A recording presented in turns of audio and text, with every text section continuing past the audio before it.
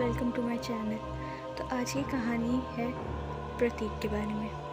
प्रतीक एक 20-22 साल का नौजवान लड़का, घर में उसके माँ बाप, एक भाई। प्रतीक घर का बड़ा लड़का था, तो घर की ज़्यादातर सारी जिम्मेदारी प्रतीक के ऊपर थी, जो कि आम बात थी। ये बात थोड़ी पुरानी है, करीब 1985 की, जब इतनी तरक्की नहीं हुई थी किसी चीज़ में, और गांव में तो लोग बस का इंतज़ार घंटों घंटों तक के करा करते थे। उनका दिन सिर्फ बस का इंतज़ार करने में ही बीत जाता था, और फिर पता चलता था कि बस लेट है। ऐसी ही जगह वहाँ पे एक ऐसी घटना घटने वाली थी जिसकी किसी ने कल्पना नहीं की थी। प्रतीक का स्वभाव बहुत ही अच्छा था। वो एक खुशमिजाज लड़का था जो शर्मीला भी था, हमेशा सबसे इज्जत से बात करता था। लेकिन आजकल वो ज़रा सी बात पे गुस्सा करने लगा था। जहाँ वो पहले अपने माता पिता की सब बात मानता था, वो अपने माता पिता की हर बात मानता था, एक आज्ञाकारी बेटा था। लेकिन अब तो ऐसा हो गया था कि वो अपने माता पिता को भी उल्टा जवाब देने लगा था, और बहुत ही ज़्यादा चिड़चिड़ा हो गया था। उसका छोटा भाई, जिसका नाम राज था, और वो प्रतीक साथ एक ही कमरे में रहता था। राज अपनी 12th क्लास के एग्ज़ाम की तैयारी कर रहा था, और प्रतीक कॉलेज में था। उसका कॉलेज शहर में था, तो वो महीने में 1-2 बार ही कॉलेज जाता था। एक बार राज देर रात को पढ़ाई कर रहा था अपने एग्ज़ाम के लिए। एक गहरा सन्नाटा था, और प्रतीक चारपाई पे पूरी चादर ओढ़कर मुँह ढक के लेटा हुआ था, और वो छत की तरफ देख रहा था। राज अपने पेपर की तैयारी में इतना मगन था कि उसका ध्यान प्रतीक के ऊपर गया ही नहीं। पर एकदम से जब उसकी नज़र प्रतीक पर पड़ी, तो उसने देखा प्रतीक ऊपर छत की तरफ अजीब तरह से हंस रहा है। राज को अजीब लगा। उसने प्रतीक से कहा, क्या हुआ, बेवजह हंस क्यों रहे हो? तो प्रतीक एकदम से सीरियस हो गया। राज को बहुत अजीब लगा कि अभी तो ये इतना हंस रहा था, अब एकदम से क्या हो गया। राज ने थोड़ा मुस्कुरा के प्रतीक से कहा, कोई लड़की का चक्कर तो नहीं? प्रतीक बहुत गुस्सा हो गया और चिड़चिड़ा के बोला, कोई चक्कर नहीं है, तो अपनी पढ़ाई पे ध्यान दे और मुझे सोने दे, मैं तो बस ऐसे ही हंस रहा था। इतना कहकर प्रतीक करवट बदल कर लेट गया। राज अब भी पढ़ाई कर रहा था। फिर लाइट चली गई, तो राज को पढ़ाई रोकनी पड़ी लाइट जाने की वजह से, और राज भी चारपाई पर जाके लेट गया। अब राज को थोड़ी सी नींद आ गई।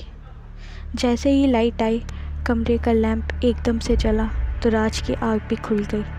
तब सामने वाली चारपाई पे प्रतीक को ना देखकर राज को लगा शायद वो वॉशरूम में होगा। उसने वॉशरूम में चेक किया, पर प्रतीक नहीं था। उसने सोचा, भाई कहाँ चले गए इतनी रात को? दरवाज़ा खुलने बंद होने की भी आवाज़ नहीं आई। फिर उसने भाग के अपने माता पिता को बुलाया।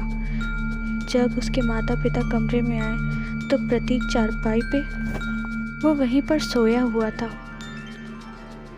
राज बहुत हैरान हुआ। अपने माता पिता के जाने के बाद राज ने प्रतीक को बोला, कहाँ थे आप?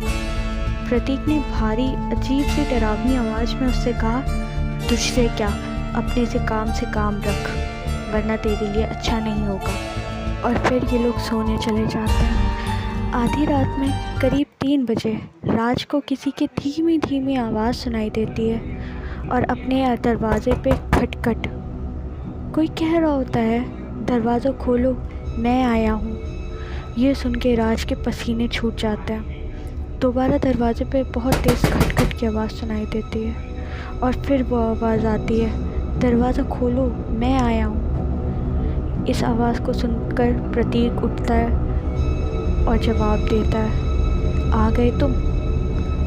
और प्रतीक की आवाज़ भी बहुत एबनॉर्मल लग रही थी। ये सब सुन के राज बहुत ही ज़्यादा सहम गया था। उसकी हिम्मत ही नहीं हुई कि अपनी चारपाई से उठकर कुछ भी देख या सुन सके। वो अपनी चारपाई पर लेटा ही रहा, और अगली सुबह रात की ये सारी बातें सोचकर वो बहुत ही ज़्यादा डर रहा था। उसने ये सारी बात अपने एक बहुत ही अच्छे दोस्त से शेयर की, उसके दोस्त ने उसे एक बाबा के बारे में बताया। उसको लगा शायद वो बाबा कुछ कर सकें। वो और उसका दोस्त तुरंत ही उस बाबा के आश्रम में जाते हैं।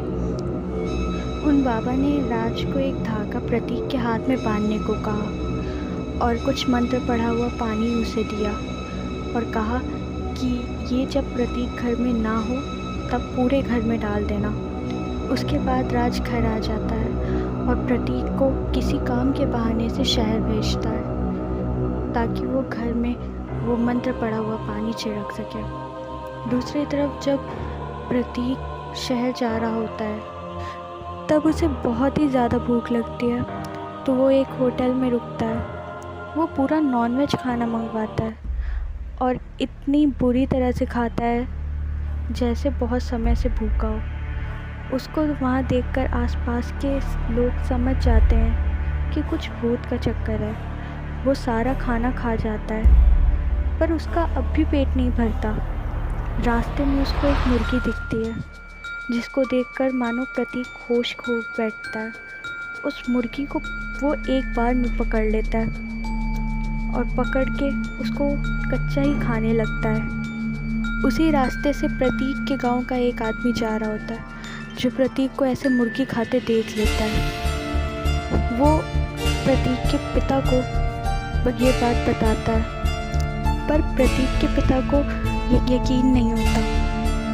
पर जब वो खुद प्रतीक को ऐसे मुर्गी खाते हुए देखते हैं तो दंग रह जाता है। प्रतीक के पिता और उनके साथ कुछ और लोग प्रतीक को हटाने लगते हैं उस मुर्गी के पास से, पर प्रतीक में मानो जैसे इतनी ताकत आ जाती है कि वो हटता ही नहीं। और सब तभी वहाँ राज उन बाबा के साथ आ जाता है और बाबा प्रतीक की ये हालत देखकर जल्दी से उस पर कुछ मंत्र फूंकते हैं। प्रतीक बहुत ही ज़्यादा बेकाबू हो जाता है और उसके शरीर से ऐसी आवाज़ें चट्ट चट्ट हो रही होती हैं जैसे एक साथ उसकी सारी हड्डियां टूट रही हों। और कुछ देर बाद आखिरकार बाबा प्रतीक को शांत ही कर देते। प्रतीक बेहोश हो जाता है और बाबा उसके हाथ पर वो धागा बांध देते हैं। तब बाबा प्रतीक के पिता से बताते हैं किसी ने प्रतीक पर काला जादू करवाया है। प्रतीक के इतना गुणवान और आज्ञाकारी होने से कोई बहुत ही ज़्यादा जलता है। उसी ने ये टोटका करवाया है, पर अब मैंने इसके हाथ पे ये धागा बांध दिया है।